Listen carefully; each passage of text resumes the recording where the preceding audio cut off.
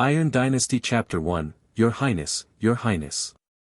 Seems to have slept for a century, waking up in a daze. Xiao Ming has a headache, and what catches his eye is the white gauze tent and the red lacquered wood-carved room. Aren't you dead? Xiao Ming muttered to himself. The explosion of the laboratory seemed to be frozen in front of him. Sat up, the purple embroidered brocade was slipped off, and his body was similar to the white shirt and cloth pants in the costume drama. Strange, what is this? Propped up his body and wanted to get out of bed, a white and slender hand made him cock. In his heart, it was definitely not his hand. In panic, he raised his hand and touched his facial features. His heart was cold, he was not him. His Royal Highness, why are you getting up? There was a slender voice, and then a young girl in a green dress came in from outside with a respectful expression. Luluo. The name was spoken naturally, and a series of memories suddenly erupted like a volcanic eruption. In an instant, he already understood his identity. My own name is also Xiao Ming now, but this Xiao Ming is the seventh prince today, and his place is a place called Daiyu State. This world was basically the same as the history he was familiar with before the Three Kingdoms, but the history after that was a mess, and now he does not know that the Great Yu Kingdom is equivalent to that dynasty. If you have to compare, you can only say that it is the scientific and technological living standards of the Ming and Song dynasties in the 17th century. As for the rest of the world, he doesn't know it. After all, this is a place where information is blocked. Passed through, Xiao Ming had to accept this fact. Fortunately, he seems to be a prince and has his own fief. Unfortunately, his fiefdom seems to be the most barren, far from the capital of Chang'an. And the most terrible thing is that outside Sangzhou, the northernmost side of the fief, is the vast grassland of the prairie barbarians. It can be said that his fief is likely to be occupied by the barbarians at any time. Not only that, Xiao Wenshuan, the emperor of the kingdom of Great Yu, is very old, but the prince is weak and may be abolished at any time. This basically means that the crown of the crown is pending. Because of this, the princes fought openly and secretly, and they all wanted to kill each other. Although he was in a remote fief, he was also a prince after all, and couldn't escape this fate. The reason why he was sent to such a remote place was naturally because he didn't like the emperor. At the same age, he was rushed to this place at the age of 13. In the past 5 years, Xiao Wenshuan has never had an edict to ask him to go back and save relatives. The 6 princes, who were 1 month older than him, are still staying in the capital city of Chang'an. The minister repeatedly advised the 6 princes to be the domain of the 6 princes, but the emperor disagreed. Except for the 6 princes, the second princes, the third princes, and the 4th princes are all in Chang'an. There is only one fief of the 5th prince like him, but the land of Shu is much richer than him. After thinking about it for a moment, the reason why he was treated so hard seemed to be because his mother did not have any gentry background. The other princes and princesses are more or less related to the current 5 surnamed Qiwang in Daiyu. If you are not likable, you are not likable. If you are okay, you have to recognize a dad. He is in a fief and is happy. Just said so, but Xiao Ming's life in the fief was very sad. Not to mention the lack of fiefdom materials and the decline of people's livelihood, what is important is that these materials are still in the hands of the local rich and powerful. These wealthy families cover the sky with their own hands in the local area, and there are even people who only know the wealthy family and don't know what King Qi said. Xiao Ming is faint and naturally does not understand these hazards, but he is clear and has similar interests. These rich people are obedient dogs, and their interests are contrary to them. They are cannibal tigers. After clarifying the current basic situation, Xiao Ming sighed, and now he seems to be living in dire straits. But thinking of the reason for his crossing, he suddenly raised a glimmer of hope. At the moment the laboratory exploded, the experimental technology spar seemed to hit him directly, and when he was asleep, he always felt that the spar seemed to be in his consciousness. This technology spar is a kind of energy crystal. It is said to come from prehistoric civilization. During the experiment, not only a large number of black technologies were discovered, but researchers also injected all kinds of knowledge of contemporary humans from ancient times to the present. The purpose of this experiment is to make people's consciousness and technology spar perfect fusion, and create a civilization maker. From the secrets he learned, He can fully grasp the technology library in the technology spar once the technology spar is integrated. In addition, people who integrate technology spar can also transfer knowledge to others. This knowledge transmission method, similar to inheriting memory, can allow others to have limited scientific and technological knowledge and allow a civilization to rise quickly. With excitement in his heart, Xiao Ming felt the technology spar in his mind, and the huge amount of knowledge instantly fell down like a mountain. Every piece of scientific and technological knowledge from ancient times to the present, all-inclusive literary works, the manufacture of every industrial product, the production of every material, and even advanced black technology. Civilization maker, earn. Originally, he was a little bit self-blaming about his ruined fiefdom, and Xiao Ming suddenly became excited now. As the name suggests, a civilization maker is a person who can build civilization from scratch. This function is too suitable for him now. Now his fief is poor and white. With the technology spar, he can develop various tools to increase productivity. Using these tools, he can master a lot of resources, and then he will truly control the fief in his hands, otherwise these rich and powerful people will be a hidden danger after all. With a clear goal in his heart, Xiao Ming smirked. Your Highness, Your Highness. Xiao Ming's silly smile made the maid named Lulua frightened. In the past 2 days, King Qi was seriously ill. If he got sick, none of them could survive. Although King Qi is not favored, why? Said he was also a prince. Thinking of this, Lulua felt sad in her heart, and couldn't help sobbing in a low voice, "Father, mother, daughter, I'm sorry, I can't give you all the filial piety." Xiao Ming, who was immersed in his own fantasy, was disturbed by Luluo's cry. He returned to his mind and looked at his personal maid, who was 18 years old and beautiful. In memory, his 2 maids, Lulu and Aster, were given to him by his mother Zhenfei a few days ago. As for the purpose, it is self-evident that this kid has been holding bad water since he was a child. But until now, Xiao Ming seems to have not touched this maid. It's not that Xiao Ming is Lu Xiaohui. Yu reading www.yuukangshu.com is just because it hasn't been 10 days since Lulua and Zixuan entered the Qi Palace, and he died before he could bear it. Why cry, I'm not dead? Xiao Ming knew what Lulua was worried about. Although she had only been in the house for 10 days, Lulua had a very timid personality. Lulua was so scared that she immediately put away her crying like a mosquito. Slavish servant, the servant thought that your Royal Highness has hysteria. This hysteria means neurosis, mental problems, and there is a saying that ghosts and gods are possessed into you. Xiao Ming gave Lulua a blank look. What are you thinking about? If you have this time, it's better to let this king check your health. Examination of the body. Your lord, what is the examination of the body? Lulua asked in confusion, blinking with her eyes wide open. The former Qi Wang Xiao Ming was timid and weak, and his temperament was surly. This was one reason why the emperor did not like him. But Xiao Ming didn't intend to imitate the character of his predecessor. No need. Who made him the emperor of the earth in the fief? Moreover, Xiao Ming has always been casual and unrestrained. He has a bold and unethical character, so he can't bear to play a person of the opposite character. Since he knows the relationship between him and Lulua is like Jia Baoyu and Shiren, he can only secretly delight in this era. More than 20 years of engineering dog-monk career in this world can finally write a big end. Examination of the body means to look closely at each other, and observe the physiological structure by the way. Xiao Ming grinned. Lulua burst into tears and smiled. When will your highness see a doctor? I understand this, but what is the physiological structure? Yu reading book friends are welcome to visit and read. The latest, fastest and hottest serial works are all in Yu reading. For mobile phone users, please go to read. Iron Dynasty Chapter 2, this picture is too beautiful. This is going to be discussed in depth. Come, sit here.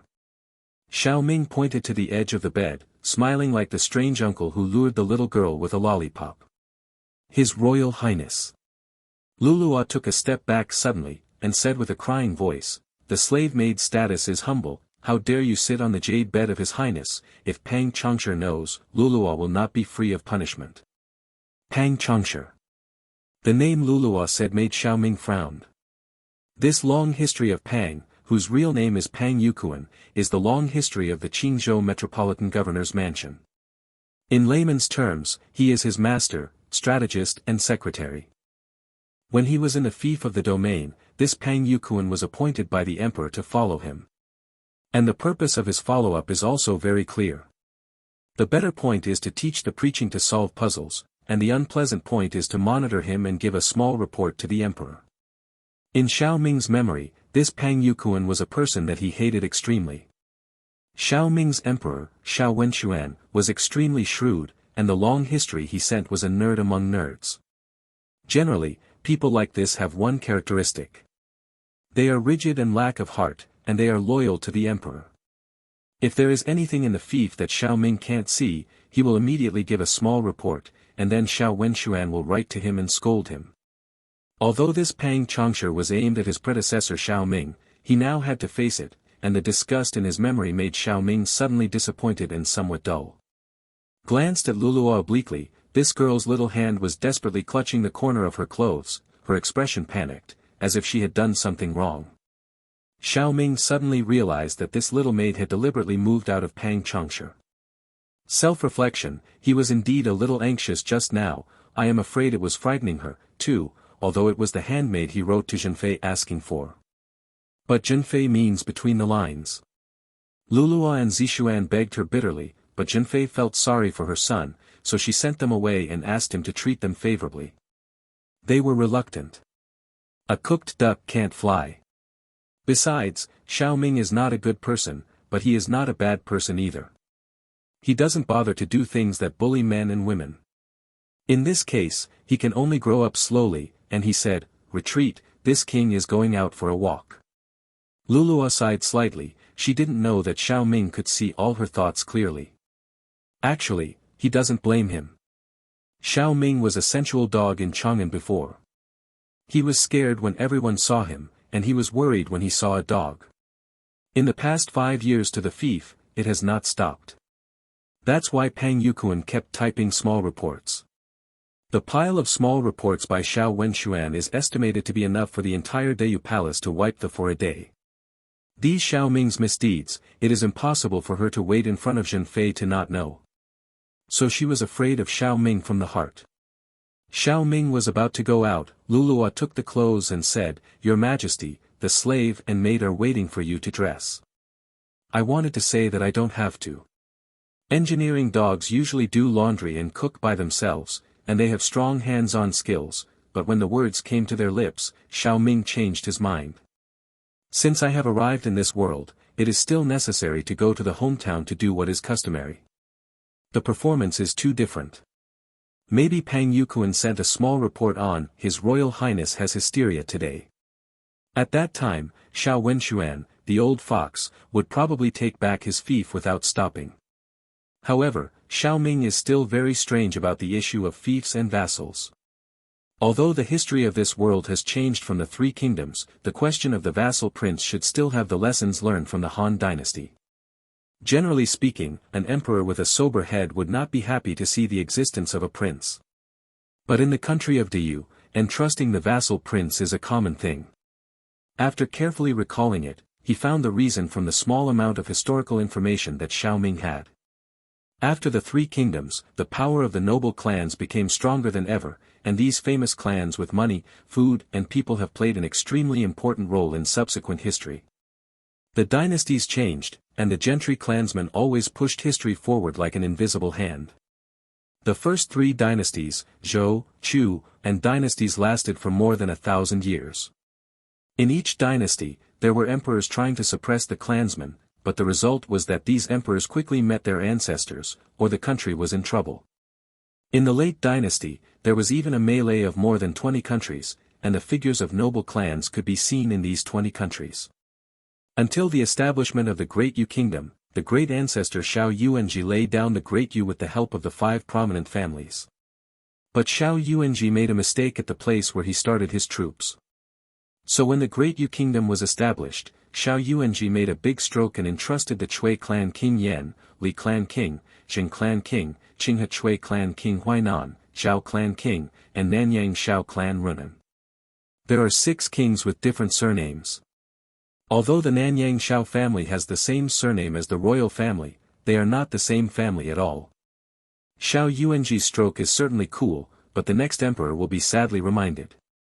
These 5 surnames and Shiwang are originally the big clan in the region, and now they are even more powerful.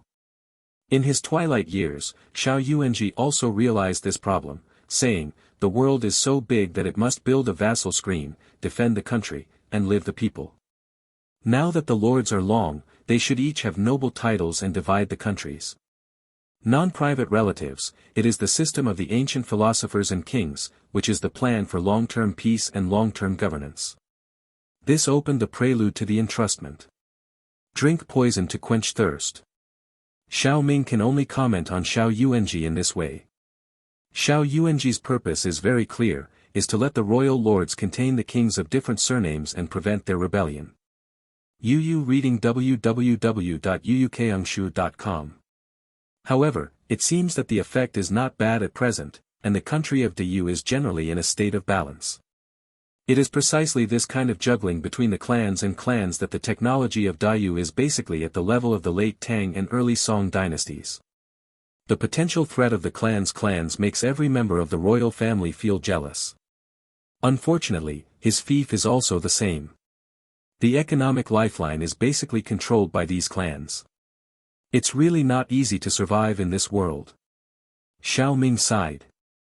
Purple peony embroidered round neck gown was added. Xiao Ming stood in front of the bronze mirror, with a long body and a slightly handsome face.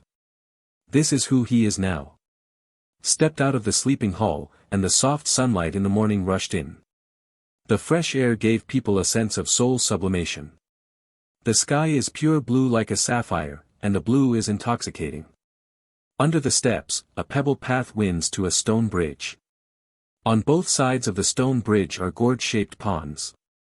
Willow trees sway along the pond, green bamboos are shining, and a delicate view of the garden. Opposite the pond, a row of black tiles and red walls have jagged corner beams and staggered teeth. The neat red lacquered wood under the corridor supports the entire building. The only thing in my memory is the picture, which is similar to a movie, but seeing it with my own eyes is a different feeling.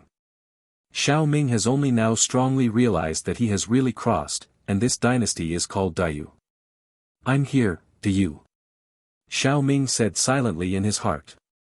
Here will be his fief, his home. He must completely control this place in his own hands, and the first target that hinders him is the local wealthy family, which is also his first goal to settle. Yu reading book friends are welcome to visit and read. The latest, fastest and hottest serial works are all in Yu reading. For mobile phone users, please go to read. Iron Dynasty Chapter 3, The Landlord's Family Has No Surplus. His Royal Highness has recovered from a serious illness, so he should stay in bed and rest. There was a rush of footsteps, and Xiao Ming saw an elderly man with round head, big ears and a blue round neck gown trotting over and bowing in front of him. This person is Qian Dafu, the housekeeper of the palace. In his palace, he takes care of most of the affairs. Xiao Ming trusted Qian Dafu very much. Before he came to the fief, Qian Dafu was his mother Zhenfei's most trusted guard. Zhenfei sent him to Xiao Ming to have a servant who can safely support her. "Why do you wish?" Xiao Ming waved his hand. "I have a carriage, and I am going to Qingzhou city." This. Qian Dafu hesitated, but he knew that the prince had always been surly and didn't dare to disobey, so he summoned his servant to prepare a carriage for Xiao Ming. Xiao Ming walked to the main entrance of the palace. A slightly old carriage had been parked at the door. The carriage on the carriage was small, like a box. Such a shabby carriage is a bit incompatible with the status of King Qi, but Xiao Ming knows that the current financial resources of the palace can only be so. His current fiefdom has 6 states under his jurisdiction, namely Qingzhou where the metropolitan government is located, Laizhou and Dengzhou on the peninsula to the east, Yizhou to the south, Cangzhou to the north and Yanzhou to the west. The land of the 6 states seems to be a lot, but in fact, the land is not big. The 5th Prince Xiao Quan's Shu land governs 16 states. Relatively speaking, he belongs to the poor peasants. And none of these 6 states are wealthy. According to the classification of Shangzhou, Zhongzhou, and Xiazhou in the Great Yu Kingdom, only the Shangzhou state, which is counted as Qingzhou where his palace is located, is Xiazhou everywhere else. There is a big difference between upper, middle and lower, basically equal to the difference between municipalities, prefecture-level cities, and county-level cities. Especially Zhangzhou in the north is patronized by barbarians on the grassland every year, and even some barbarian cavalry will go deep into the fief. 3 years ago, the barbarian cavalry kept looting until Dengzhou. The people of the fief were poor and weak, and they couldn't farm with peace of mind. Naturally, they would not be able to collect taxes. In addition, he still had the army and officials in 6 states to support, so the finances of this fief would not be mentioned. Although the former Xiao Ming was stubborn, he was also aware of the situation of his fief. If the concubine Jin didn't give him a little silver every year, he might really drink the northwest wind. After leaving the palace, the carriage walked slowly along the streets of Fangjian in Qingzhou city. Xiao Ming opened the curtains of the carriage and carefully examined his fief. Qingzhou city is 20 miles from north to south, and 20 miles from east to west. There are 4 gates in total. The city is divided into 36 districts. There are 2 bazaars on the east and west sides, namely the East Market and the West Market. This area is similar to the structure of the current residential area. There is a wall with some residential buildings scattered inside, but each area is the same size, as if tofu blocks are placed in a box. The king of Qi is here, go, go. The carriage passed a private square, and the 3 youths who were basking in the sun got into the square with fright. Xiao Ming gave a wry smile. These were all the people who were afraid of being bullied by Xiao Ming. But now he is not concerned about this, but the worn-out patched clothes on them. Through the vision of a modern person, the people he saw were basically similar to beggars. When he arrived in the East City, Xiao Ming stopped the carriage and walked towards the market with his hands behind his back. Xian Dafu immediately followed it carefully, patrolling around vigilantly. The East and West markets are similar to modern vegetable markets. All the way, Xiao Ming saw very few products in the East market.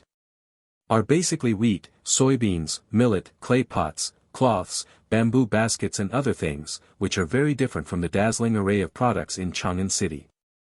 After strolling in the East Market for a while, Xiao Ming went to the West Market again, basically the same. Generally speaking, the people's livelihood is declining here. And this is the most prosperous Qingzhou city in his fief. After turning around all morning, Qin Lu basically walked Qingzhou city all over the place. At noon, his stomach groaned. Had to go back to the palace for dinner. His Royal Highness, Lao Nu has specially prepared vinegared celery and steamed buns for you. After holding his stomach and being hungry for a long time, Xiao Ming finally waited for lunch. In my memory, this kind of meal was pretty good. Just look at Xian Dafu rubbing his hands and rolling his apple to know how greedy he is. This is the reality of his fief. There is a serious shortage of living materials. It is not that he has no money, but he can't buy it if he has money. It is happiness to eat. This kind of food is okay to eat once in a while, but eating it every day is horrible. In fact, even though Xiao Ming is a prince, he is very arrogant, but the standard of living is really not as good as the modern one. Xiao Ming is hungry now.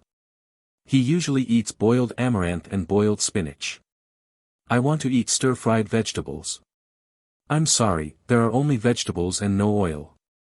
Today, this vinegar celery is also rare, otherwise the rich and powerful will bring it over as if it was a credit. Rare, rare. Xiao Ming pretended to be very happy, and ate the jealous celery with his steamed buns in tears. In modern times, what he hates is vinegar celery, but now it is a luxury to eat. I thought it would be enjoyment to cross over, but I didn't expect that the landlord's house would have no surplus. For the next 3 days, Xiao Ming didn't idle either, and went to the county near Qingzhou city. There was basically a soil embryo wall surrounded by several thatched huts. Not to mention the common people, there are many people who can't eat enough, and they can eat buns leisurely, which is already quite tall. On the way back and forth, he often saw people digging wild vegetables in the wild to satisfy their hunger.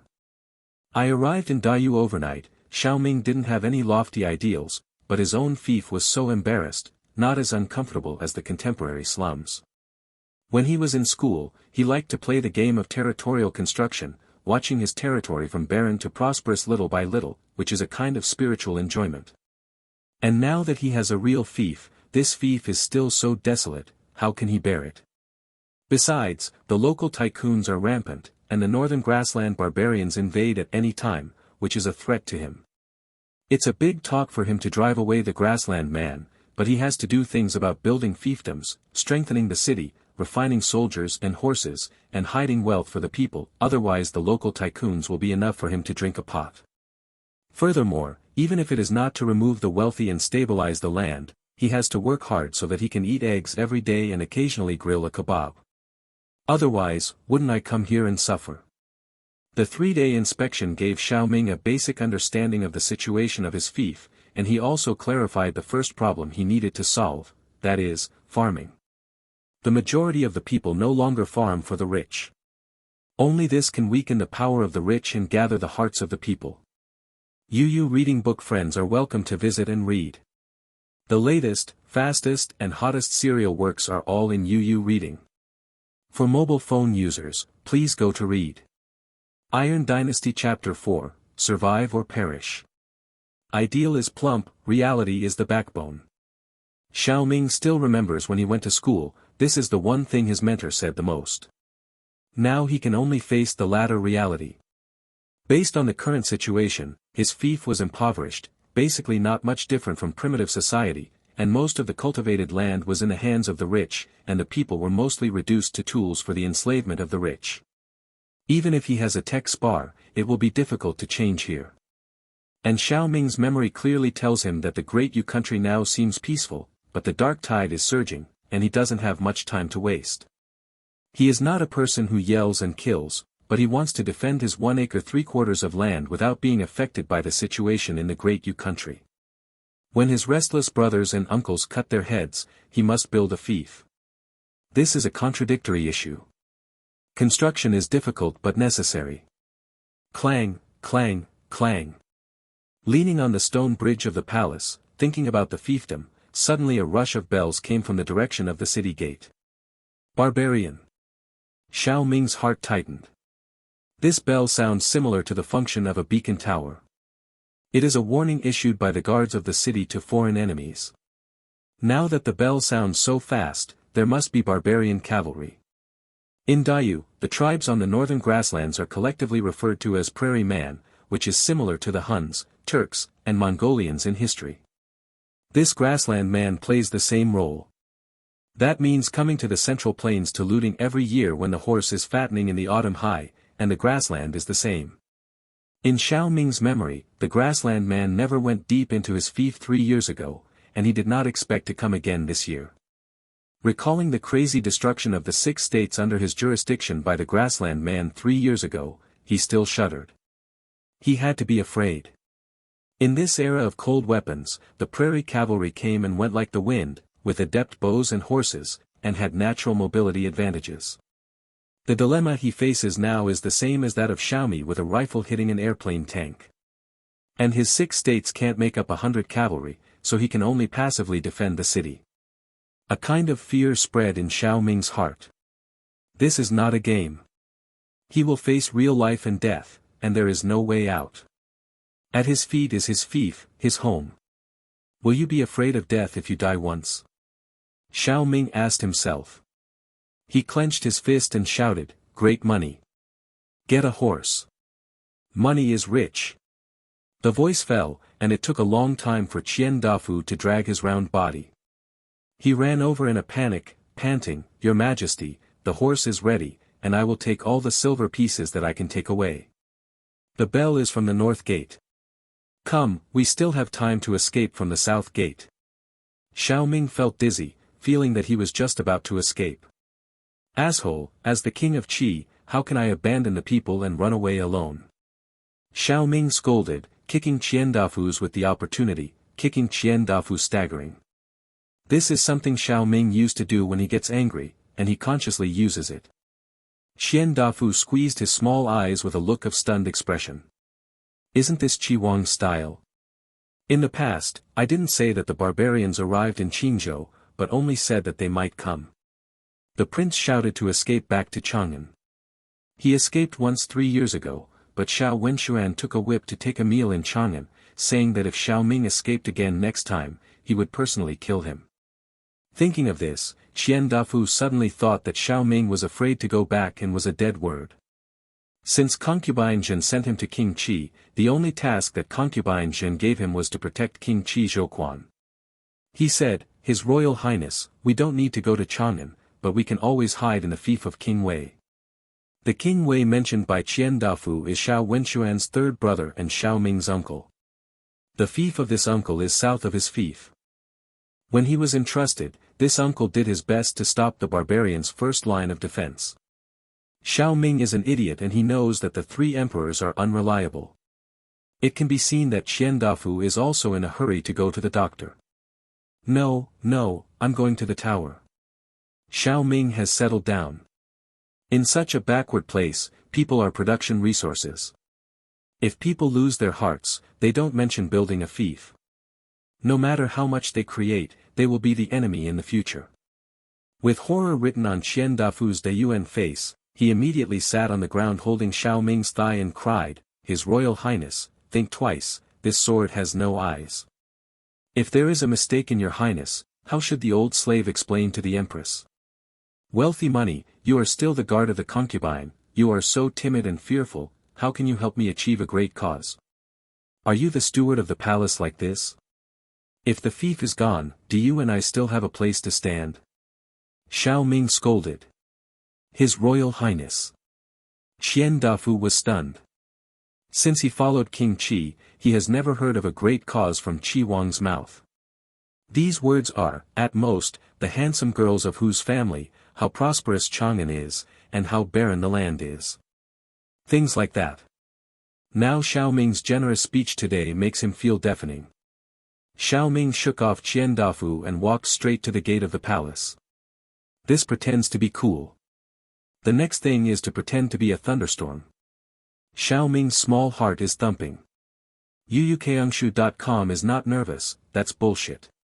At the door, Lulua was waiting at the door with a package on her back. Next to her was a girl in a purple dress. This was Aster. Compared with the green dill, it is like the water town in the south of the Yangtze River, the appearance of Xiajiabiyu, the jade skin of this Aster, the weak willow and the wind, the oval face, the Danfang eyes, and the eyebrows are quite a bit spicy. A few days ago, Aster just came back because he went out to buy, and then he arrived at the gate of the palace. I never thought that the barbarians would come one after another. His Royal Highness. Seeing Xiao Ming, Lulua and Zishuan leaned over, Pang's steward told them to flee to King Wei with King Qi. Xiao Ming looked at the 2 handsome maids, and said that it was a pity. I still don't know if I can come back. Without waiting for Lulua and Zishuan to react, Xiao Ming touched the 2's buttocks and rode straight to the north gate. Under the crowd, Lulua and Zishuan flushed with shame and anger. After recovering, Xiao Ming had already got on the horse and left. Only then did Qian Dafu ran over, and saw Xiao Ming riding a horse from his back. He turned on his horse and was about to chase him. Lulua thought that Xiao Ming and Qian Dafu were going to run away by themselves. They were so scared that their faces were pale, but Aster looked as usual and asked, "Steward Qian, are you going to leave our sisters?" "What left you? Your Highness doesn't know if you have hysteria, now I am going to defend the city with the guards." "What?" Aster covered her mouth in surprise, she was more surprised than Qian Dafu. Lulua breathed a sigh of relief, her eyes rolled round and round, "Can I be right?" Qian Dafu didn't care what the 2 sisters were thinking, so he chased them. Yu Reading Book friends are welcome to visit and read. The latest, fastest and hottest serial works are all in Yu Reading. For mobile phone users, please go to read. Iron Dynasty Chapter 5, The Tinder of Technology. Qingzhou City, North City. The barbarian cavalry of more than 30 people under the city was pointing at the city gate, laughing tauntingly from time to time. In the eyes of the prairie barbarians, the soldiers of the Central Plains were vulnerable, and seeing them would only scare them to stay in the city and dare not come out. On the wall, 300 soldiers stood in battle, with 20 bows and arrows full of longbows, ready to shoot the barbarian cavalry wandering outside the city. "Lieutenant Lu, King Qi is here." In the middle of the city gate, a 7-foot-long black-faced man in scales was watching the barbarian cavalry warily. This person is Lu Fei, the Qingzhou school Wei, who is in charge of Qingzhou soldiers. "King Qi." Lu Fei sounded like Hong Zhong. What is he doing here? It will really add chaos. Turned around, he had seen Xiao Ming ascending the tower. The barbarian cavalry outside the city saw the luxuriously dressed Xiao Ming, and there was a commotion. This was obviously a big man. One of the barbarian cavalry, reining in his horse and bending his bow, kept shooting at Xiao Ming with a sharp arrow. Swish, the arrow of the barbarian cavalry just fell on the wall because it was too far away from the city gate and the range was not enough. This arrow was just scaring Xiao Ming. Xiao Ming was very calm. The technological spar in his mind contained a lot of knowledge. Xiao Ming knew the range of the ancient bow and arrow, so when the bow and arrow came, he didn't even hide. Lu Fei looked weird when he saw it. Today's King Qi seems to be a little different. The last general will see His Royal Highness. Lu Fei bowed. "Don't take out these red tapes now, what's going on now?" Xiao Ming asked. The fief belonged to Xiao Ming. He was not only King Qi, but also the governor of the 6 states, equivalent to the position of commander-in-chief. This Luda was only the Qingzhou captain and was under the management of Xiao Ming. "Back to your highness, so far, only a group of 30 barbarian cavalry wandering outside the city and refusing to leave," Ruda said. Xiao Ming raised his eyes and looked at them. These barbarian cavalry were wearing well-equipped scales and holding recurve bows in their hands. Sitting on their horses were tall and strong, like a good soldier. Compared with the barbarian cavalry, his soldiers wear worn-out armor, and the ice blades on the soldiers' hands are also rusty. Only the scale armor on Ruda's body is still a little higher. "Is there no news from Cangzhou?" Xiao Ming used his powerful knowledge to analyze the current situation. "Everything is normal in Cangzhou." "Strange, since Cangzhou city has not been broken, how did this barbarian cavalry appear here? I am also surprised that Cangzhou city has a dangerous terrain and is the only place through which the Qinling mountains can pass. If the barbarian invades, it will inevitably break Cangzhou city." Lu Fei answered with a weird heart. King Qi, who never asked anything, just asked the key in a few words. When Xiao Ming ascended the tower, he noticed Lu Fei's contempt for him, and he was irritated. Except Xian Dafu, who treats him as a prince in the entire fief, no one else looks at him. He deliberately said, "In this case, Lieutenant Lu might as well lead the soldiers to take down this barbaric and ask for clarity." Lu Fei's face turned green, his temperament was reckless, but he was not without his brains. "His Royal Highness, Qingzhou city has a total of more than 30 riders. Although the number is quite large, we are definitely not the opponents of these barbarians. To die. Lieutenant Lu is afraid. How can the barbarian cavalry know how they appeared here without taking down?" Xiao Ming said slowly. Lu Fei's face changed from green to red, and he argued, "It's just a futile effort. The fire is also here, Xiao Ming, just to beat Lu Fei," he said. "Really? It might be impossible. His Royal Highness, this is definitely not a trifle." Lu Fei felt that King Qi was crazy. The barbarian cavalry under the city didn't seem to intend to leave immediately. Xiao Ming said to Lu Fei at this time, "Go and call Chen Bingqiao." Lu Fei didn't dare to defy, otherwise the Qi king made him go out of the city to fight again, but he would die. After a while, a thin man in a green robe and official uniform appeared on the tower. "Is there any tribulus terrestris?" Soldier Chow is an official in the governor's mansion who specializes in weapons and food. The most effective way to deal with cavalry is to turn them into infantry.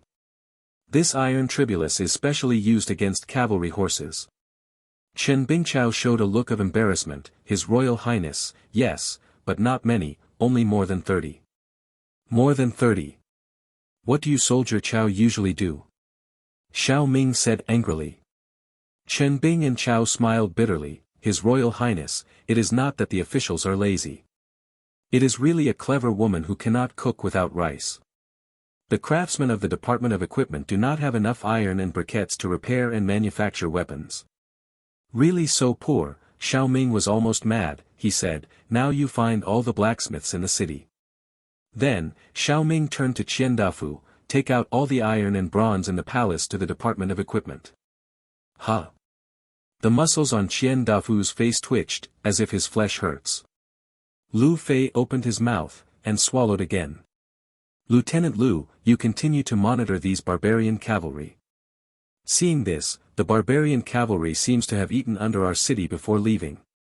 Xiao Ming glanced at the barbarian cavalry sitting on the ground. These barbarian cavalry didn't put them in their eyes too much, it was humiliating him. Although Qian Dafu hurts his flesh, he still collects the bronze cauldrons and iron utensils in the palace. All the 12 craftsmen in the city have arrived at the equipment department. Some handymen have begun to burn copper and iron. His Royal Highness, everyone is here, but some folk craftsmen don't know what iron bristle is and cannot forge it. Chen Bingchao said cautiously. It's okay, this king will teach them personally. Xiao Ming showed a weird smile, facing the huge dilemma, at least he still has technology spar. The technology library is only part of the technology spar. The most important function of the technology spar is to conduct knowledge. This kind of conduction is similar to magic, similar to Taoism, and similar to Daigo empowerment. Simply speaking, the technology spar integrated into consciousness can subtly input scientific and technological knowledge into other people's minds by connecting with other people's consciousness. Xiao Ming is equivalent to the central computer at this time. He can use his consciousness as a data line to import his knowledge into other computers, that is, other people. It's nothing but transmission and transmission, all of which is Xiao Ming's own initiative. So Chen Bingchao watched in surprise as Xiao Ming took the 7 craftsmen and talked a conversation. When he returned, the 7 craftsmen immediately engaged in forging. The person who surprised him, the iron tribulus cast by these 7 people were even more standard and sharper than the iron tribulus made by the craftsmen of the equipment division. Is this still King of Qi? In Chen Bingko's eyes, King Qi has always been the object of ridicule by others, but there seems to be something wrong now. Xiao Mingxiao's ambition was satisfied. He succeeded. By explaining this method to conceal the transmission of knowledge, these craftsmen thought they understood the manufacture of tribulus terrestris. However, these iron tribulus existed during the Warring States period, but they are actually very simple, just like a triangular nail. UU Reading Book friends are welcome to visit and read.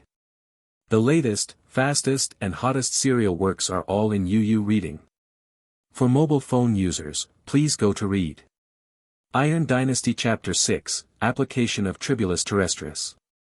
The 12 craftsmen couldn't rest for a while, and they hurried out 300 iron tribulus in 1 hour. Lu Fei sent someone to report to Xiao Ming that the barbarian cavalry seemed to be leaving. Let Captain Lu lead the cavalry to immediately meet the enemy and attract the barbarian cavalry.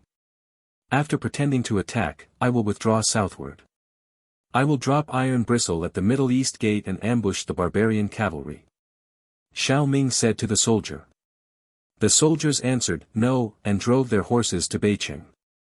The Department of Equipment is not far from the Prince Qi's mansion, and is the closest to the East Gate. Xiao Ming led the soldiers to the East Gate with the iron briar, and the guard of the East Gate was Li Kaiyuan, Qingzhou Guogan captain. In Xiao Ming's memory, this Li Kaiyuan looks ordinary, with a rosy nose, and a big mouth. This person has no abilities and is relatively slippery, but very obedient. So when Xiao Ming needs to dispatch troops, he would rather go to Li Kaiyuan than to Lu Fei. Your Majesty, the barbarian cavalry is outside the city.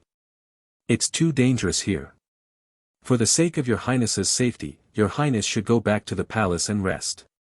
Seeing Xiao Ming arriving at the East Gate, Li Kaiyuan stepped forward and said with his usual flattering smile.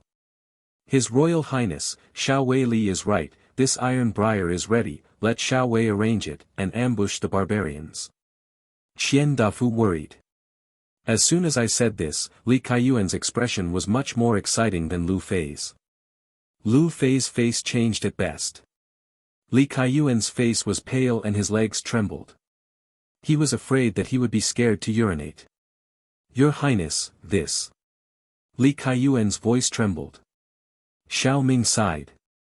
This is why Lu Fei is a thorn, and Xiao Ming still keeps Lu Fei. This pig Beiji, a grandson monkey, went out to molest the people's daughter and bully the people. Li Kaiyuan still used it. But when encountering this real war, this Li Kaiyuan was completely a sorrow.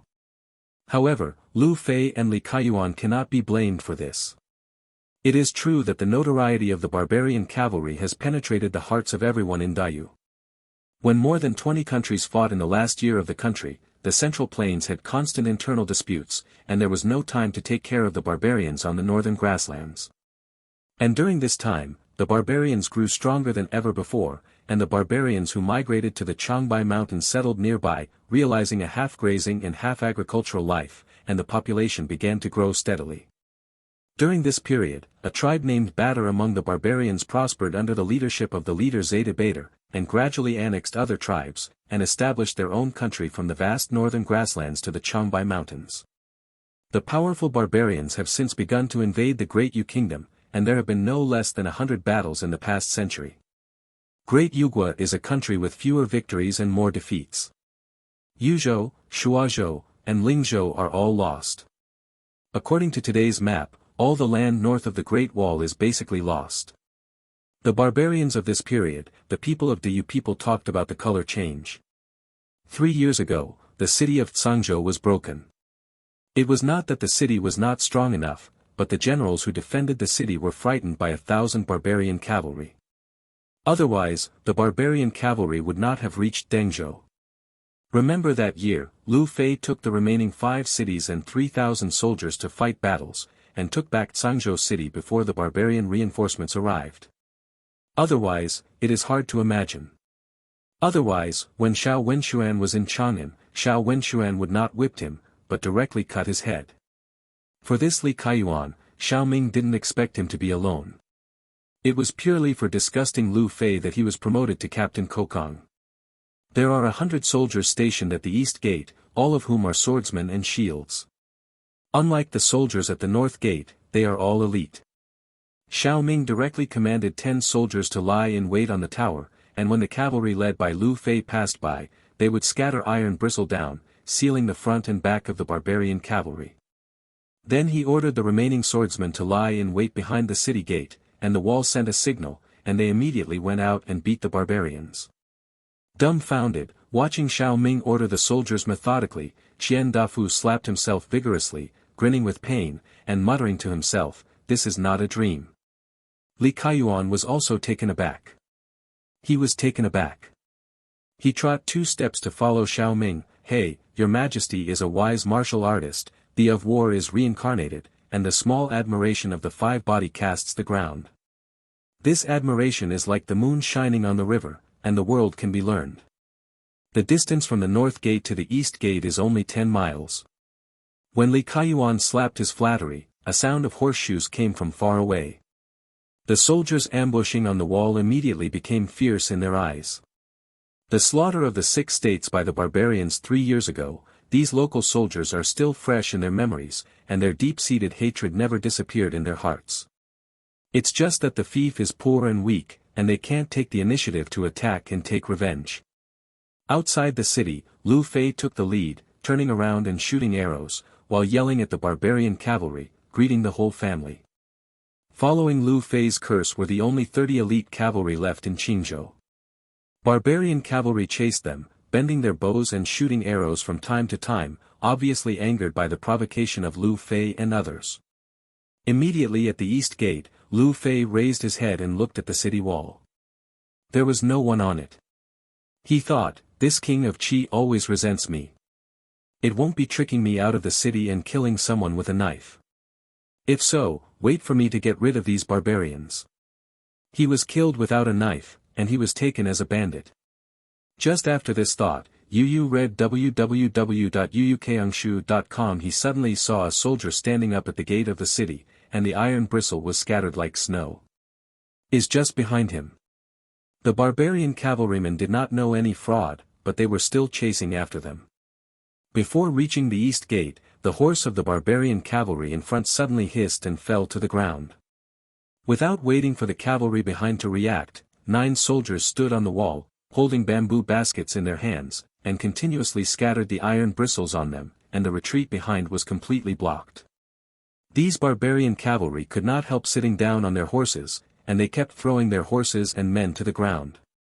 The barbarian soldiers who fell to the ground stepped on the iron bristle again. The thin leather boots could not withstand the sharp iron bristle, and the screams continued. "Catch them!" At this time, Xiao Ming, who was hiding behind the battlements, shouted. The east gate opened wide, and the sword and shield guards who defended the city rushed towards the barbarian cavalry with, calling.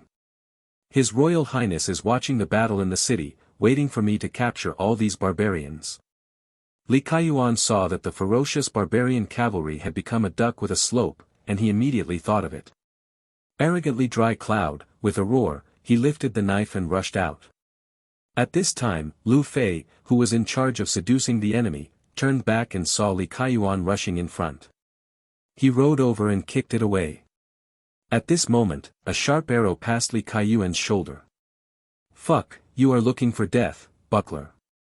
Lu Fei shouted. The sword and shield players who rushed out immediately formed a tight shield formation and forced them towards the barbarian cavalry. Ruda fought battles with these barbarian cavalry 3 years ago, and he knew how fierce they were. Yu Reading Book friends are welcome to visit and read. The latest, fastest and hottest serial works are all in Yu Reading. For mobile phone users, please go to read. Iron Dynasty Chapter 7, finally tasted the meat. The barbarian cavalry who fell to the ground had not completely lost their combat effectiveness. Bows and arrows continued to shoot toward the shield formation, but they were all blocked by tight shields. Ruda still has a hand in dealing with the barbarian cavalry. He smirked and said, "Brothers, don't get pierced by your own iron bristle, pick it up and throw it over." The iron bristle hindered the actions of the barbarian cavalry, and also hindered the actions of the defenders. Ruda gave this order, and the soldier picked up the iron bristle under his feet and threw it at the barbarian cavalry. The barbarian cavalry cursed while still shooting arrows. The shield array gradually completed its encirclement, like an arc surrounding all the barbarian cavalry. Bows and arrows are powerful, and the barbarian cavalry is also good at close combat, but suffering from being besieged by iron bristle, the barbarian cavalry can't exert their combat effectiveness at all. Occasionally a barbarian cavalry jumps out of the range of the iron bristle, and will be beaten to the ground by a violent meal. In less than 10 minutes, all 30 barbarian cavalry were taken. His Royal Highness, you have to call the shots for the next general. Lieutenant Lu deceived people too much. In order to grab the credit and disregard the feelings of colleagues, you see my face fell. The barbarian soldiers were taken into the city. Li Kaiyuan had a blue nose and a swollen face. He cried to Xiao Ming with his nose and tears. Lu Fei dismissed Li Kaiyuan, and said lightly, "His Royal Highness Ming Jian, if it wasn't for the general to kick him, this life would be gone." Xiao Ming can see clearly that he is not the faint Xiao Ming he used to be. "In order to make a mistake," he said, "Lieutenant Lu is right. He saved your life. You should invite him to drink." "Ha ha ha. Your Majesty is wise." Lu Fei laughed heartily, lacking that level of contempt for Xiao Ming in his eyes. Xiao Ming was proud of his heart, he can be said to be notorious in the fief, and few like him. This time he subtly captured the barbarian clan and probably can save him some honor, but Lu Fei's attitude towards him can be seen to be effective. "Lieutenant Lu, these barbarians will leave it to you. Be sure to find out where they crossed Sangzhou from." Xiao Ming said sternly. "Yes, yes." Lu Fei replied loudly. Then Lu Fei paused, as if a little embarrassed, he bowed and said, "His Royal Highness, can this barbarian race's horse, armor and bow and arrows be rewarded to the end general?" Xiao Ming glanced at the Qingzhou cavalry behind him. They were still wearing leather armor, and the steeds were not strong enough compared to the horses of the barbarians. When Lu Fei spoke, these cavalry also had their eyes lightened, waiting for Xiao Ming's answer. "You are the elites of Qingzhou, these excellent horses and armor are not given to you. If you want to live in the fief steadily, Xiao Ming must maintain a good relationship with his generals. This is nothing more than offering Buddha through flowers." "Thank you, Your Majesty." Lu Fei looked excited. The elite equipment of these barbarians is much better than the shabby equipment on them. At this time, Chen Bingchao, who is in charge of military equipment, said, His Royal Highness, the equipment and horses have been counted, but 2 of the horses of this barbarian race are seriously injured. Seeing that they can't survive, you see. Xiao Ming's eyes lit up like wolves. For the past 3 days, he hadn't touched any fish, and he was almost chewing his feet. He said, Daifu, these 2 horses were killed by the patrons of the palace, and stewed them out to treat the soldiers. The patron in his mouth was the cook. Your Highness, thank you. The soldiers who defended the city roared in unison, one by one, each of their Adam's apples rolled, and the saliva was about to come down. It is too difficult to eat meat these years. Xiao Ming also seemed to be about to smell the scent of horse meat. He secretly said to Qian Dafu, Keep the horse legs for me. Old slave understands. Qian Dafu smiled treacherously. At twilight in the evening, the smell of meat wafting from Prince Qi's mansion was spreading throughout Qingzhou city along with the news that King Qi had captured the barbarian cavalry. While the people were greedy with horse meat, they also wondered how King Qi had changed his temper. He was not scared to hide in the palace peeing his pants, but took the initiative to capture the enemy. Despite the incredible news, the people doubted it and also expected that King Qi could really change. His Royal Highness, I asked, this team of barbarian cavalry came in from a cave in the Qinling Mountains by accident. Lu Fei said. Eating horse meat around the cauldron, Lu Fei told Xiao Ming the result of the interrogation. The interrogation results of Lu Fei's rude generals have always been very fast. Do you know that there are other barbarian cavalry in the cave? Xiao Ming frowned, turning over the map in the Science and Technology Library. In contemporary times, this Qinling Mountain refers to the Huaihe River area, but the Qinling Mountain at this time obviously refers not to a hill near Cangzhou. Ancient times are different from modern times. Except for official roads, other places are basically dense forests and swamps, where cavalry is impassable. It is precisely because of this that the barbarian cavalry must attack the city to come in. According to them, no. Your Highness, if there is such a cave, it must be blocked, otherwise the barbarian cavalry will bypass Cangzhou city and attack Qingzhou, and we will be very passive. Lu Fei said. Xiao Ming nodded. The stability of the fief is necessary, otherwise he can't develop the fief at ease. This is why he risked his life to capture these barbarian cavalry. He said, You must not let the news leak out. You can go to Cangzhou to block the cave yourself. Keep it hidden.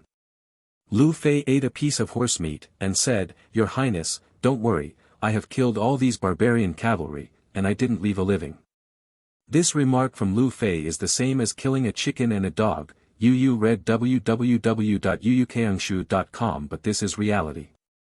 After all, in such a dynasty where slaves still existed a lot, there was no human rights to talk about. This is a barbaric era. The meat of the 2 horses is definitely not enough for the soldiers of Qingzhou. After giving some meat to the soldiers participating in this battle, the other soldiers can only drink some bone soup to relieve their greed. Even so, they are satisfied. It is a luxury to be full these days, not to mention the broth. After a big meal, Xiao Ming's relationship with his subordinates became much better. This horse meat King Qi can give them points to eat, which is extremely rare in the eyes of the soldiers. After all, everyone is short of food these years, and the same is true for King Qi.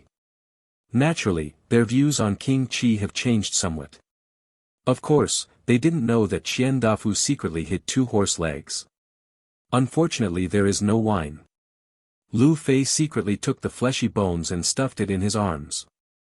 He still had his wife and children in his family, and he wanted to take it back and let them taste the meat. Li Kaiyuan saw Lu Fei's small movements and wanted to make a small report, but he swallowed the dangerous eyes when he saw Lu Fei. But he still took advantage of his mouth, and said, It's so beautiful. The soldiers have had a meal without a meal. How can there be food for you to drink? The embarrassment of a group of soldiers was seen by Xiao Ming. He sighed lowly. The soldiers couldn't eat, so what about the people of the fief? Looking at a crowd of soldiers sitting on the muddy ground of the palace, wearing patched military uniforms, eating the meat in their hands in small bites, Xiaoming said, "One day, I will let you drink when you want to drink, and eat when you want to eat meat." Meat. UU Reading Book friends are welcome to visit and read.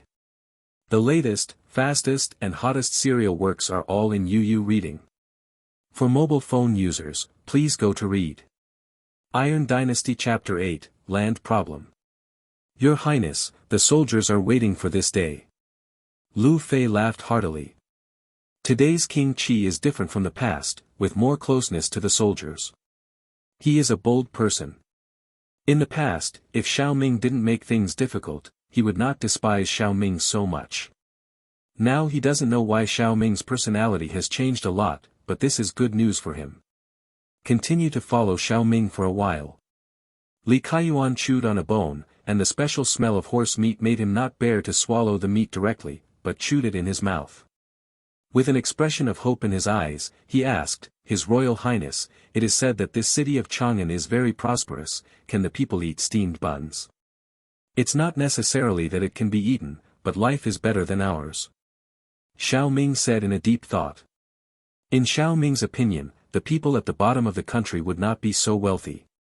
The land equalization method in the country has long since collapsed, land annexation is serious, many people have been displaced, and thieves have swarmed. The Yu country is like a late old man, exuding a decadent aura.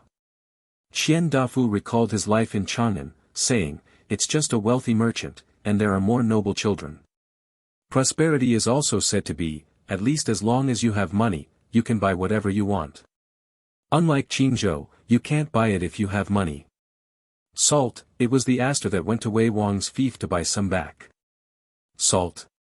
Xiaoming suddenly said, "How could this horse meat be white water meat?" It turned out that there was no salt in the palace. He said, "The east of the fief is the sea. Isn't this the way to boil salt in seawater?" Understand? His Royal Highness, it's not that the people don't understand this method of boiling salt, but since ancient times, this salt has always been an official business. It is a capital crime to sell private salt, and Your Royal Highness, you didn't take the official salt of this fief seriously, so. Xian Dafu said softly. Xiaoming blushed for a while. It turned out that these were all the sins made by Xiaoming before. In the past 5 years in the fief, this guy didn't care about the world and didn't even think about how to build his fief. He was just blindly greedy for pleasure. Many institutions in the fief were not established. With a long sigh, Xiaoming said, "In this case, when Pang Changsha returns, let him prepare for the establishment of this salt transportation department, and set up official salt in Dengzhou and Laizhou. His Royal Highness is wise." Xian Dafu was overjoyed, and Wang Qi is finally opening his mind now. The twilight gradually enveloped the city of Qingzhou. Before the sun went down, Lu Fei and Li Kaiyuan took the soldiers back to each other. They still need to patrol at night. There is a curfew in the night city of Diyu State, and the city of Qingzhou is the same. At this time, the palace was dark, only 2 or 3 rooms were lit by candlelight, and the lack of fief material also made the palace not have so many candles extravagant to light up every corner. In the side hall of the palace, that is where the servants live. At this time, the servants holding firewood are in and out of the smoke. Just after turning the front hall, Lulua suddenly appeared in front of him. The night was dark and dark. If it weren't for her green clothes, he really couldn't tell. His Royal Highness, the hot water is ready. Today, Your Highness has captured the barbarians. He must be tired. Your Royal Highness should take a shower and change clothes early and rest. Lu Luoro said. It has been 3 days since I came to this strange world. Every night is when Xiaoming hates the most. The night without entertainment is really boring. Occasionally, it's just 1 day, but now it's 3 days in a row, he really can't stand it now. He looked at Lulua, there was nothing he could do. If this goes on, he will probably go crazy and can only tease the 2 maids. The side hall on the side of the sleeping hall was Xiaoming's special bathing place. He followed Lulua back. A large wooden bucket of hot water had been prepared, and Aster was standing by the mutong waiting for Xiaoming. After 3 days of life that is not as good as hanging silk, Xiao Ming is finally a little bit psychologically comforted. At least the prince is still served by a maid, which makes so many single dogs roll around with envy. Your Majesty, the servant will undress you. Aster and Lulua stepped forward. Xiao Ming straightened his body and stretched out his arms. He didn't take a bath every day. In this wicked ancient time, taking a bath was also quite a luxury. Fetching water from the well and boiling it would require many servants to be busy. In his palace, there are only 10 people who are rich and rich. These 10 people are responsible for all the sanitation, food, and chores in the palace. Moreover, the area of his palace is not small. It is 200 meters long from north to south and east to west. In Qingzhou City, the Palace of Qi is the only luxurious building. Squinting his eyes, Xiao Ming enjoyed the personal service of Lulu and Aster. For the first time since the journey, he felt it was worth it.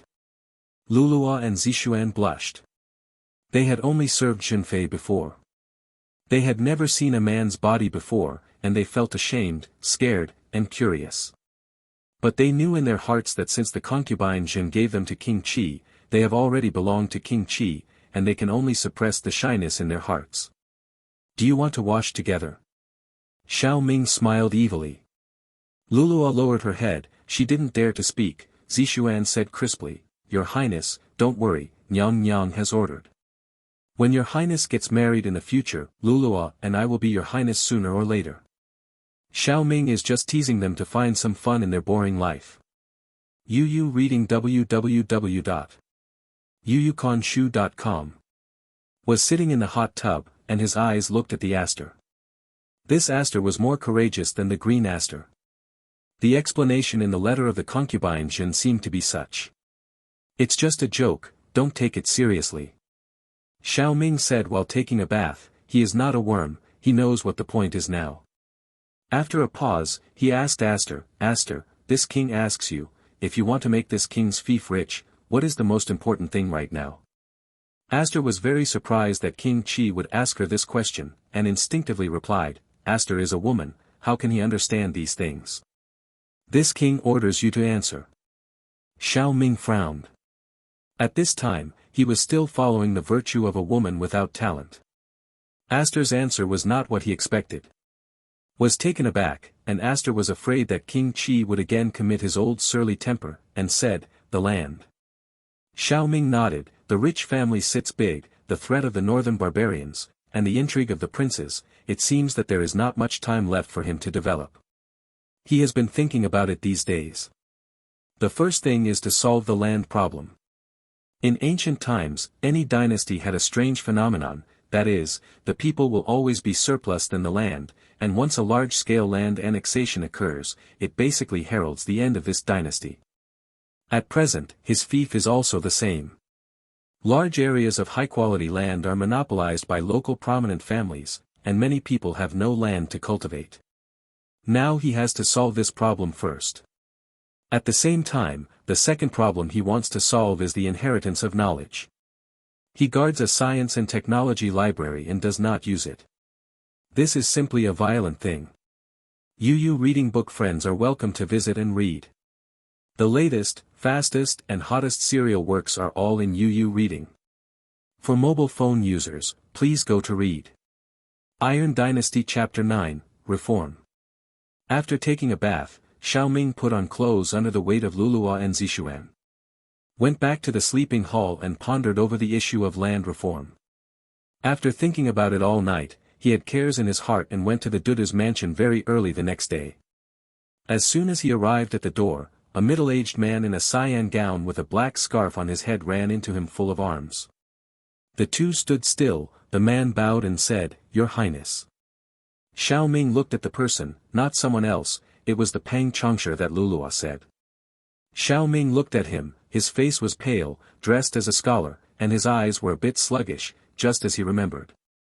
A few days ago, Pang Yukuan went to Dengzhou to check his accounts. He just came back. This fief belongs to this king, and this king can't go anywhere. You came just right, and this king is discussing with you. Xiao Ming went straight into the Duda's mansion. In my memory, Xiao Ming had always said this to Pang Yukuan, Xiao Ming had to learn everything. Pang Yukuan scratched his head. Xiao Ming had never been here since the establishment of the Duda mansion, even though he learned from the soldiers when he entered the city that King Qi had captured 30 barbarian cavalry yesterday. But with his understanding of Xiao Ming, it still feels a little weird. If you have any instructions, please let your highness speak clearly. Pang Yukuan asked after Xiao Ming. The internal structure of the Duda's mansion is very simple, with only 3 sets of black tables and chairs on which some documents are placed. Sitting down at the table in the middle, Xiao Ming said, "This king wants to discuss with you about the salt transport division and the land." Pang Yukuan was surprised at this time, suspecting that he had heard it wrong. He asked again, "His Royal Highness, what are you talking about?" "This king orders you to immediately organize fief officials in Dengzhou and Laizhou to set up a salt transportation department, and announce the 6 states. From today on, the government encourages the people to open up wasteland and reclaim land. Anyone who reclaims land will belong to the reclaimer and be exempt from taxes for 3 years. The land that has been released has been successive generations, and those who have land will deduct 30% of the tax from today." Xiao Ming said loudly. Pang Yukuan was stunned. Xiao Ming's series of government orders made him completely stunned. After regaining his senses, he said, "There is no problem with the salt transportation department and the land reclamation, but if the tax is reduced or exempted, the expenditures of these 6 states will probably not make ends meet. With the salt transportation division, it should be possible to make up for this part of the tax, and the king will find other ways to increase the government's income." Xiao Ming made up his mind. Then he said, "What do you think should be the tyranny who invaded the people's land?" Pang Yukuan's head couldn't turn around a bit. In the past, he basically caught evidence that King Qi was doing evil, and then went to the Prince Qi mansion to scold King Qi. Then he wrote to the emperor. The emperor was writing to criticize King Qi. Now that King Qi is so sternly discussing government affairs with him, he feels very strange. However, Pang Yukuan was not confused about the issue of tyranny. He said, "His Royal Highness, the local tycoons are in-laws with each other. They are powerful and intertwined, and they are sheltered by many powerful ministers in the DPRK. If they rush to seize their land, I am afraid that there will be trouble, Your Highness. Don't forget the Ning king back then." Xiao Ming narrowed his eyes, and the King Ning in Pang Yukuan's mouth was his second emperor uncle, who was known as a virtuous king in Chang'an. The 13-year-old feudal fief, the first thing King Ning did was to seize the land occupied by the powerful, but within 3 months, someone in the DPRK impeached King Ning for rebellion. At that time Xiao Wenxuan first ascended to the throne, and he was very jealous of King Ning, who is known as a virtuous king. He immediately sent troops to conquer King Ning. However, King Ning was buried in the drum, and he was killed by a sergeant placed in the palace of Ning. Now that Pang Yukuan mentioned King Ning, the implication was that Xiao Ming should not follow in the footsteps of King Ning. Xiao Ming used to hate this Pang Yukuan. That was because Xiao Ming hadn't done a good deed at that time.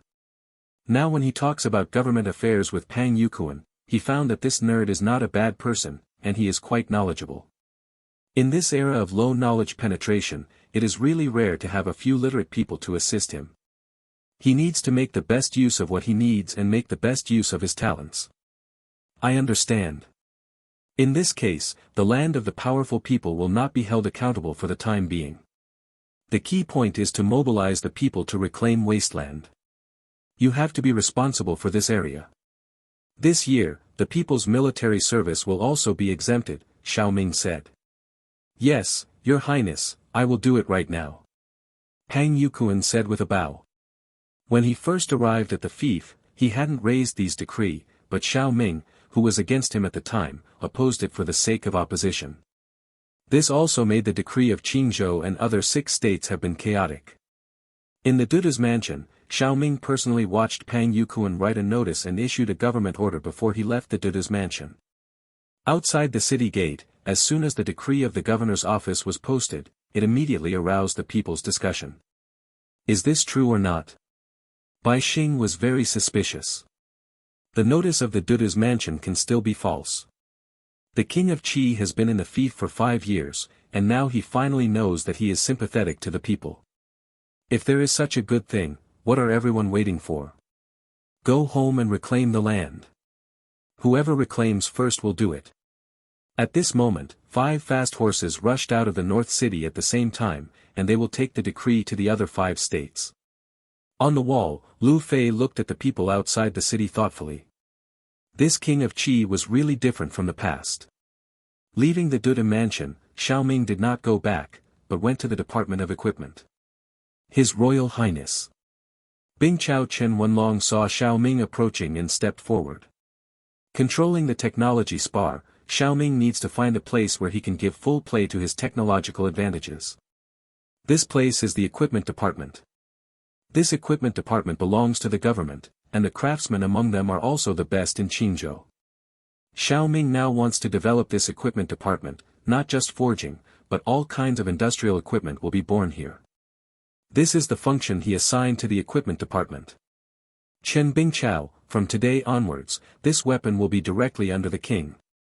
You only need to obey the king's orders. You can ignore other people's orders. Xiaoming said in a deep breath. Your Majesty. Your Majesty neglected his duty, please punish your Highness.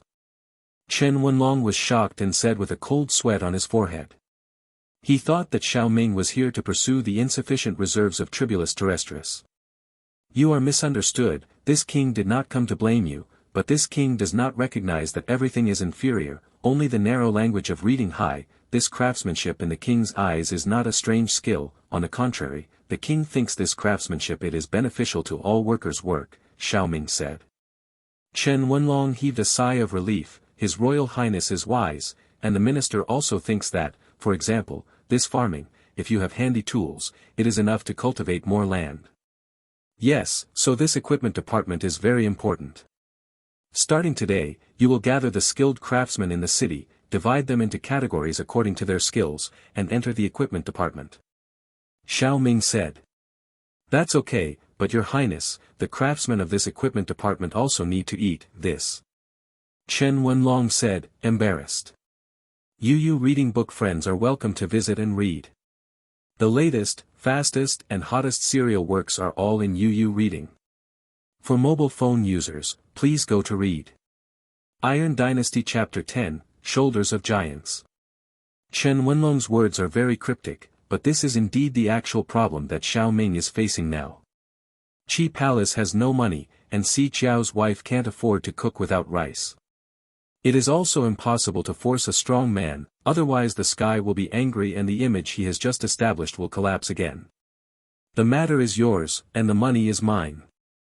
Xiaoming gritted his teeth, and he had to integrate this equipment department as well. This was his only chance to stand up. Otherwise, relying on the poverty of this fief, he is Yao Shun's reincarnation, and after 2 years he will have to belch under the barbaric knife. Chen Wenlong looked at Xiaoming, who was frowning and thinking, and was perplexed. This equipment department has never been taken seriously in Dayu country. Today King Qi does not know what he has committed. But thinking of the surly character of King Qi before, he didn't dare to ask more. He thought that King Qi might be just on a whim, but since he ordered this, he could only reply, "Oh, Your Highness." After explaining that Chen Wenlong gathered the woodworkers and blacksmiths in the city, Xiaoming thought about how to raise money back to the palace.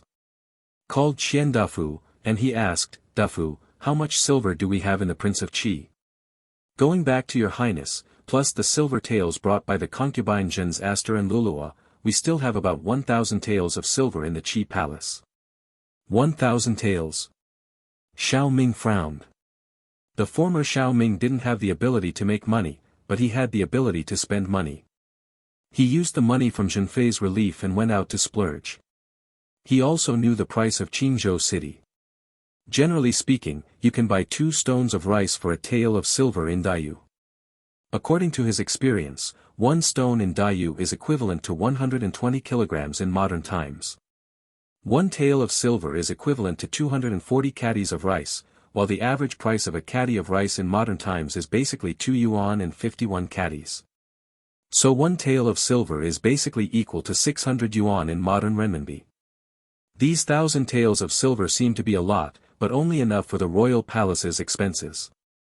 After all, the servants, grooms, and patrons in the royal palace need to pay their wages. For example, Qian Dafu, 1 year's wages also cost 20 taels of silver, and for green dill and aster, they also cost 15 taels. In addition to the cost of food and drink, the rest is limited. Bring out 500 taels for me. Xiao Ming stretched out his hand. Your Majesty, this is the silver that the lady has just issued this year. It is all delivered to you. You should save some flowers. Qian Dafu was stingy, afraid that Xiao Ming would squander his silver again as he did in previous years. This king is doing business this time, not looking for flowers and asking Lu. Xiao Ming curled his lips. Qian Dafu listened to it, and then he hesitated and took 500 taels of silver notes and gave it to Xiao Ming. Received the bank note, Xiao Ming said to Qian Dafu, I want to send a letter to my father. Qian Dafu has become numb to Xiao Ming's weird behavior in the past 2 days, so his servants immediately prepare pen, ink, paper, and inkstone. Of course, he wrote this time not to reminisce with Xiao Wenxuan, but to cry for the poor. The letter probably means that the fief is hard and the people will be unable to eat. Even so, he still has to spend money to resist the barbarians. Yesterday, he captured 30 barbarian cavalrymen. The loss was considerable. The Department of Equipment has no money to make arrows. He hopes to give some assistance.